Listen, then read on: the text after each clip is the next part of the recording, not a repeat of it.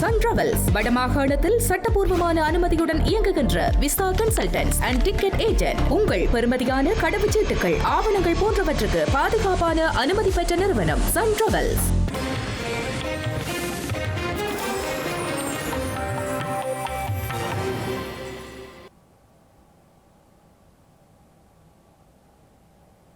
வணக்கம். இது ஐபிசி தமிழின் பிரதான செய்திகள். முதலில் தலைப்புச் செய்திகள். தமிழ் தேசிய பேரவையின் கலந்துரையாடல். தமிழர் தரப்பு ஓரணியில் செயற்படுவது குறித்து அவதானம். வலி வடக்கில் காணி விடுவிப்பு ஏப்ரல் மாதத்திற்கு முன்னர் சாத்தியப்படும் என்கிறார் ஸ்ரீலங்கா கடற்தொழில் அமைச்சர். அனுராதபுரத்தில் பொதுஜன பெரமுன தனிமைப்படுத்தப்படும். மொட்டு கட்சியிலிருந்து விலகிய தேரர் தெரிவிப்பு. அரசியல் நலன் சார்ந்து செயற்படும் வடக்கு மாகாண ஆளுநர். இலங்கை தாய்மொழி ஆசிரியர் சங்கம் குற்றச்சாட்டு. ஜிந்திப்பட்டி துப்பாக்கிச் சூட்டு சம்பவம். உயிரிழந்துள்ள இளைஞர் மன்னாரை சேர்ந்தவர் எனவும் தகவல். பங்களாதேஷ் பிரதமர் பதவியேற்பு விழா. பிரதமர் மோடி உள்ளிட்ட 13 நாட்டு தலைவர்களுக்கு அழைப்பு. இனி தொடர்வது விரிவான செய்திகள். தமிழ் தேசிய பேரவையின் கலந்துரையாடல் யாழ்ப்பாணத்தில் இன்றைய தினம் இடம்பெற்றுள்ளது. குறித்த கலந்துரையாடலுக்கு இலங்கை தமிழரசுக் கட்சிக்கு அழைப்பு விடுத்தும் அவர்கள் அதை நிராகரித்திருந்தமை குறிப்பிடத்தக்கது. தமிழ் தேசிய பேரவையின் ஏற்பாட்டில் வரப்போகும் புதிய அரசியல் அமைப்பு தமிழ் மக்களின் அரசியல் உரிமைகளை வென்றெடுக்கக்கூடிய சமஷ்டி அடிப்படையிலான அரசியல் அமைப்பை வலியுறுத்தும் கலந்துரையாடல் இன்று நல்லூர் இளங்கலைஞர் மண்டபத்தில் இடம்பெற்றது. குறித்த கலந்துரையாடலில் வரப்போகும் புதிய அரசியல் அமைப்பு தமிழ் மக்களின் அரசியல் உரிமைகளை பாதுகாக்கும் சமஷ்டி அடிப்படையிலான அரசியல் அமைப்பை வலியுறுத்துவதும் நாடாளுமன்றத்தில் தமிழர் தரப்பு ஓரணியில் செயற்படுவது தொடர்பிலும் கலந்துரையாடல் இடம்பெற்றது. மத தலைவர்கள், அரசியல் பிரமுகர்கள், சமூக செயற்பாட்டாளர்கள், பல்கலைக்கழக மாணவர்கள், புத்திஜீவிகள் என பலரும் இதில் கலந்து கொண்டுள்ளனர். வலிவடக்கில் பாதுகாப்பு தரப்பிடம் காணப்படுகின்ற காணிகளில் சில பகுதிகளை ஏப்ரல் மாதத்துக்கு முன்னர் விடுவிப்பதற்கு நடவடிக்கை எடுக்கப்பட்டு வருவதாக ஸ்ரீலங்காவின் கடற்தொழில் அமைச்சர் ராமலிங்கம் சந்திரசேகர் தெரிவித்தார். வடக்கின் அபிவிருத்தி தொடர்பில் ஜனாதிபதி அதிக கவனம் செலுத்தி வருவதாகவும் அமைச்சர் ராமலிங்கம் சந்திரசேகரன் தெரிவித்துள்ளார். ஸ்ரீலங்கா அரசாங்கம் என்ற வகையில் மக்களுடைய காணிகளை மக்களுக்கே பெற்றுக் கொடுக்க வேண்டும் என்ற நிலைப்பாட்டில் பயணித்துக் கொண்டிருக்கின்றோம் என ஸ்ரீலங்கா கடற்தொழில் அமைச்சர் ராமலிங்கம் சந்திரசேகரன் தெரிவித்துள்ளார். இலங்கையில் ஏற்பட்ட அசாதாரண நிலைமை காரணமாக குறிப்பாக வடமாகாணத்தில் மக்களுடைய தனியார் காணிகள் பாதுகாப்பு தேவைக்காக பாதுகாப்பு தரப்பினரின் கட்டுப்பாட்டில் வைத்திருக்க வேண்டிய தேவை ஏற்பட்டதாகவும் அவர் சுட்டிக்காட்டியுள்ளார். யுத்தம் நிறைவடைந்து 16 வருடங்கள் கடந்த நிலையில் மக்களுடைய காணிகள் இன்னும் விடுவிக்கப்படாமல் இருப்பது தொடர்பில் அரசாங்கம் என்ற வகையில் கரிசனை கொண்டுள்ளோம் எனவும் குறிப்பிட்டுள்ளார். வலிவடக்கில் பாதுகாப்பு தரப்பினரிடமுள்ள தனியார் காணிகளை படிப்படியாக உரியவர்களுக்கு பெற்றுக் கொடுக்கும் வேலை திட்டம் ஆரம்பிக்கப்பட்டுள்ளதாகவும் அவர் சுட்டிக்காட்டியுள்ளார். எதிர்வரும் ஏப்ரல் மாதம் அளவில் வலிவடக்கின் சில பகுதிகளை மக்களிடம் வழங்குவதற்கான ஏற்பாடுகளை ஜனாதிபதி அனுரகுமார திசாநாயக்கவின் அறிவுறுத்தலுக்கமைய பாதுகாப்பு அமைச்சு மேற்கொண்டு வருகின்றது எனவும் அமைச்சர் குறிப்பிட்டுள்ளார். அரசாங்கம் என்ற வகையில் மக்களின் அபிவிருத்தி மற்றும் வாழ்வாதார பிரச்சினைகளுக்கு தீர்வு வழங்குவதற்காக பல்வேறு சவால்களையும் தாண்டி பயணித்துக் கொண்டிருக்கின்றோம் எனவும் அவர் மேலும் தெரிவித்துள்ளார். கொழும்பு ஜிந்துப்பட்டி பகுதியில் நேற்றிரவு இடம்பெற்ற துப்பாக்கிச் சூட்டு சம்பவத்தில் உயிரிழந்த நபர் மன்னாரை சேர்ந்தவர் என்று தெரிவிக்கப்பட்டுள்ளது. துப்பாக்கிச் சூட்டு சம்பவம் குறித்து விசாரணைகளை முன்னெடுக்க 4 விசேட காவல்துறை குழுக்கள் நியமிக்கப்பட்டுள்ளன.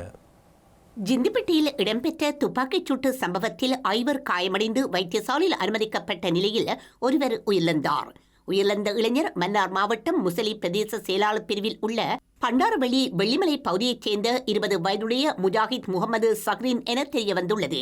குறித்த இளைஞர் கொழும்பில் தொழில் செய்து வருவதாகவும் சம்பவ தினம் தலைமுடி வெட்ட சிகை அலங்கரிப்பு நிலையம் சென்ற நிலையில் குறித்த சம்பவம் இடம்பெற்றுள்ளதாக தெரிய வருகின்றது.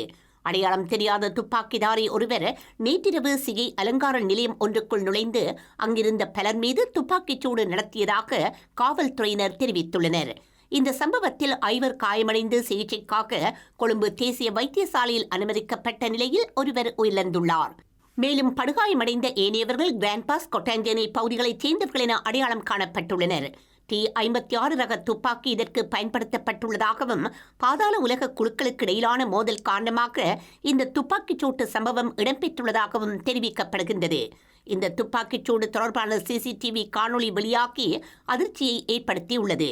இந்த சம்பவம் குறித்து விசாரணைகளை முன்னெடுக்க 4 விசேட காவல்துறை குழுக்கள் நியமிக்கப்பட்டுள்ளன. வடக்கு மாகாண ஆளுநர் அரசியல் நலன் சார்ந்து செயற்படுவதால் மாகாண ஆசிரியர்கள் பாதிக்கப்படுவதாக இலங்கை தாய்மொழி ஆசிரியர் சங்கம் குற்றம் சுமத்தியுள்ளது. அரசியல் உயர்மட்டங்கள் தமது விருப்பத்திற்கு ஏற்ற வகையில் கல்வி கட்டமைப்பில் தலையீடு செய்கின்றார்கள் என்றும் சங்கம் சுட்டிக்காட்டியுள்ளது. யாழ்ப்பாணத்தில் நேற்று தினம் இடம்பெற்ற ஊடகவியலாளர் சந்திப்பின் போது இவ்வாறு குற்றம் சுமத்தப்பட்டுள்ளது. தன்னுடைய நிலைப்பாட்டில் இருந்து அரச சார்பாக அல்லது அரசியல் சார்பான செயற்பாடுகளில் ஈடுபடுவதை நாம் குறிப்பாக அவதானிக்க முடிகின்றது. அண்மையில் வழங்கப்பட்ட ஒரு நியமனம் கூட இதற்கு சுட்டிக்காட்டாக இருக்கின்றது. குறிப்பாக வடக்கு மாகாண கூட்டுறவு ஊழியர் ஆணைக்குழுவின் தலைவராக தெரிவு செய்யப்பட்டு இருக்கின்ற ஒருவர் ஒரு ஆசிரியர் தொழிற்கட்சி சங்கத்தினுடைய செயலாளராக உபதலைவராக இருந்த ஒருத்தர். அவர் எவ்வாறு கூட்டுறவு சங்கத்தை வழிநடத்த முடியும் என்பது பாரிய கேள்விக்கு. இவ்வாறு பல துஷ்பிரயோகங்கள் எமது நாட்டிலே எமது பிரதேசத்திலே இடம்பெற்றுக் கொண்டிருக்கின்றது. அதிபர்களை கூட, அதாவது தொழிற்சங்கம் சார்பான அதிபர்களை தங்களுக்கு தேவையான பாடசாலைகளுக்கு வடக்கு மாகாணத்தில் கடிதம் கொடுத்து வைத்துக் கொண்டிருக்கின்றார்கள். இதை யாரும் கவனிப்பதில்லை. இதற்கு என்ன நடவடிக்கை எடுக்கப் போகின்றது என்றால், அங்கே தொழிற்சங்கம் சார்பாக இருப்பவர்களுக்கு அமைச்சர்களும் அதிகாரிகளும் சந்தர்ப்பத்தை வழங்கி கொண்டே இருக்கின்றார்கள். அதே போன்று இந்த வன்னி பிரதேசத்தில் வேலை செய்கின்ற ஆசிரியர்களுக்கு இந்த டிசம்பர் 31 வர வேண்டிய ஆசிரியர்களுக்கு இன்று வரை கடிதம் வழங்கப்படவில்லை. அவர்கள் இந்த 3ஆம் மாதத்துடன் இங்கே வருவதாக குறிப்பிடப்பட்டிருந்தாலும் இடமாட்ட சபையில், ஆனால் இன்று வரை அவர்களுக்கு கடிதம் கொடுக்கவில்லை. எனவே அவர்கள் இங்கே யாழ் மாவட்டத்தைச் சேர்ந்த ஆசிரியர்கள் யாழ்ப்பாணத்துக்கு வருவதற்கு அங்கே 9 வருடங்கள் 7 வருடங்களுக்கு மேல் சேவையாற்றினவர்களுக்கு இன்னும் கடிதம் வழங்கப்படவில்லை. அவர்கள் இந்த வருடம் தை மாதத்திலே அவர்கள் வந்திருக்க வேண்டியவர்கள். அவர்களுக்கு இங்கே ஒரு பாடசாலை வழங்கப்பட்டிருக்க வேண்டும். ஆனால் தற்போது வரை காப்போத்தா சாதாரண தர பரீட்சையை சுட்டிக்காட்டியிருந்தார்கள். ஆனால் இப்பொழுது காப்போத்தா சாதாரண பரீட்சை முடிவடைகின்றது. ஆனால் அவர்களுக்கு இன்னும் கடிதம் வழங்கப்படவில்லை. ஸ்ரீலங்கா பொதுஜன பெரமுனவின் அனுராதபுரம் மாவட்ட தலைவர் திஸ்ஸகுட்டி ஆராய்ச்சியின் செயற்பாடுகளின் காரணமாக அந்த கட்சியினுடைய கலன்பிந்துவ பிரதேச சபை உறுப்பினராக பணியாற்றிய அனுராதபுர சோமரத்ன தேரர் அந்த கட்சியிலிருந்து விலகியுள்ளார். அதற்கமைய அவர் சர்வஜன அதிகார கட்சியின் மிகிந்தலை தொகுதி அமைப்பாளர் பதவியை பொறுப்பேற்றுள்ளார். திஸ்ஸகுட்டி ஆராய்ச்சி அனுராதபுர மக்கள் தொடர்பில் வெளியிடும் சில கருத்துக்களும் அவரது செயற்பாடுகளுமே தாம் கட்சியிலிருந்து விலக காரணம் என அனுராதபுர சோமரத்ன தேரர் குறிப்பிட்டுள்ளார். இவ்வாறான நிலை தொடர்ந்தால் அனுராதபுர மாவட்டத்தில் பொதுஜன பெரமுன தனிமைப்படுத்தப்படும் என்றும் அனுராதபுர சோமரத்ன தேரர் எச்சரித்துள்ளார். மிகிந்தலை தொகுதியில் போட்டியிட்ட உறுப்பினர்கள் மற்றும் தொகுதி பிரதிநிதிகள் ஒன்றிணைந்துள்ளனர் எனவும் சிறந்த அமைப்பொன்றை கட்டி எழுப்பி மிகிந்தலை தொகுதியில் பாரிய வெற்றி ஒன்றை பெற நடவடிக்கை எடுப்போம் எனவும் அவர் குறிப்பிட்டுள்ளார்.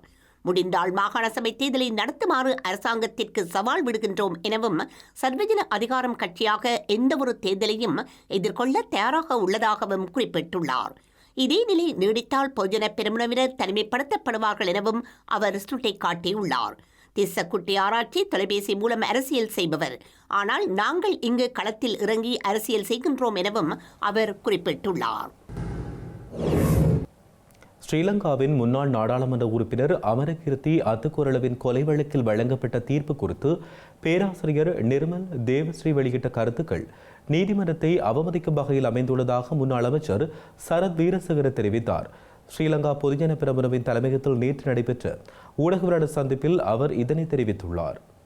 பேராசிரியர் நிர்மல் தேவஸ்ரீ இந்த தீர்ப்பை தவறு என கூறி தண்டனை பெற்றவர்களுக்கு ஜனாதிபதி மன்னிப்பு வழங்கப்பட வேண்டும் என கோருவது நீதியை சவாலுக்குட்படுத்தும் செயலாகும் என முன்னாள் அமைச்சர் சரத் வீரசேகர தெரிவித்துள்ளார். 3 ஆண்டு கால நீண்ட விசாரணை, தடயவியல் ஆதாரங்கள் மற்றும் சாட்சிகளின் அடிப்படையில் கம்பஹா மேல் நீதிமன்றம் இந்த தீர்ப்பை வழங்கியுள்ளது. நீதிமன்ற தீர்மானத்தை விமர்சிப்பதன் மூலம் அவர் மீது நீதிமன்ற அவமதிப்பு வழக்கு தொடர முடியும் எனவும் குறிப்பிட்டுள்ளார். அமரகீர்த்தி அத்துக்கோர்ல மற்றும் அவரது பாதுகாப்பு உத்தியோகத்தர் நிட்டபுவ பகுதியில் மிக கொடூரமாக தாக்கப்பட்டு கொல்லப்பட்டனர். இத்தகைய வெறுக்கத்தக்க செயல்களுக்கு நிர்மல் தேவஸ்ரீ போன்றவர்கள் பரப்பிய வெறுப்புணர்வே காரணம் எனவும் அவர் சுட்டிக்காட்டியுள்ளார். மக்கள் போராட்டத்தை தூண்டிவிட்டு வன்முறைக்கு வழிவகுத்த இவர்களும் இக்கொலைகளுக்கு பொறுப்பு கூற வேண்டும் எனவும் அவர்களுக்கு எதிராக சட்ட நடவடிக்கை எடுக்கப்பட வேண்டும் எனவும் தெரிவித்துள்ளார். கடந்த காலங்களில் காவல்துறையினருக்கு வழங்கப்பட்ட தவறான கட்டளைகளினால் வன்முறையை கட்டுப்படுத்த முடியாமற் போனது எனவும் முறையான சட்டம் நடைமுறைப்படுத்தப்பட்டிருந்தால் இந்த உயிரிழப்புகளை தவிர்த்திருக்கலாம் எனவும் அவர் குறிப்பிட்டுள்ளார். கொழும்பில் மகிழுந்தொன்றை வாடகைக்கு பெற்று யாழில் அந்த மகிழுந்தை அடகு வைத்த சம்பவம் ஒன்று பதிவாகியுள்ளது. விசாரணை மேற்கொண்டு வரும் நிலையில் யாழ் நகர் பகுதியில் குறித்த மகிழுந்தை காவல்துறையினர் மீட்டுள்ளனர். நீர்கொழும்பில் உள்ள கார்கள் வாடகைக்கு வழங்கும் நிறுவனம் ஒன்றில் காரினை பெற்ற நபர் ஒருவர் யாழ்ப்பாணத்தைச் சேர்ந்த நபர் ஒருவரிடம் அடகு வைத்து சுமார் 80 லட்சம் ரூபாவுக்கு மேல் பணத்தை பெற்றுள்ளார். உரிய காலப்பகுதியில் வாடகைக்கு எடுத்த காரினை நிறுவனத்திடம் ஒப்படைக்காத காரணத்தினால் நிறுவனத்தினர் வாடகைக்கு பெற்ற நபர் மீது போலீஸ் முறைப்பாடு மேற்கொண்டனர். குறித்த வாடகை காரை யாழ்ப்பாணத்தில் பணம் கொடுத்து பெற்றவர் தொடர்பில் நீர்கொழும்பு காவல்துறையினருக்கு தகவல் கிடைத்த நிலையில் காவல்துறையினர் விசாரணைகளை முடுக்கிவிட்டனர். இந்நிலையில் வேறு வழியின்றி வாடகை காரினை பணம் கொடுத்து பெற்ற யாழ்ப்பாணத்தைச் சேர்ந்தவர் யாழ் நகர பகுதியில் குறித்த காரினை நிறுத்திவிட்டு தப்பிச் சென்றிருக்கலாம் என காவல்துறையினர் சந்தேகம் வெளியிடுகின்றனர். காரினை மீட்ட யாழ்ப்பாண காவல்துறையினர் நீர்கொழும்பு காவல்துறையினரிடம் ஒப்படைத்துள்ள நிலையில் மேலதிக விசாரணைகள் முன்னெடுக்கப்பட்டு வருகின்றன.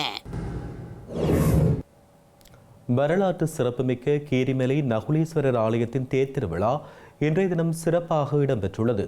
முத்தேர் பவனியாக தேர் திருவிழா சிறப்பாக இடம்பெற்றது.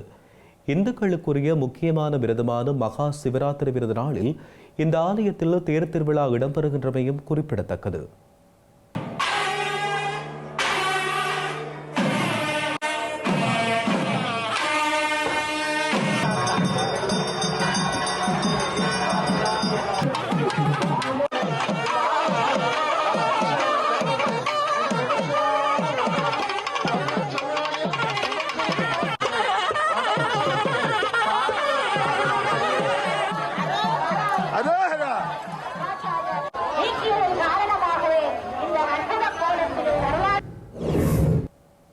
அறநிலையத்துறைக்கு சொந்தமான ரூபாய் 8,423 கோடி மதிப்புள்ள 8,106 ஏக்கர் நிலம் ஆக்கிரமிப்பிலிருந்து மீட்கப்பட்டுள்ளதாக முதல்வர் ஸ்டாலின் தெரிவித்துள்ளார்.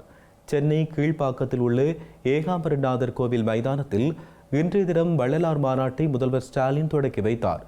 இந்த நிகழ்ச்சியில் உரையாற்றிய பொழுது முதல்வர் மு க ஸ்டாலின் இவ்வாறு தெரிவித்துள்ளார்.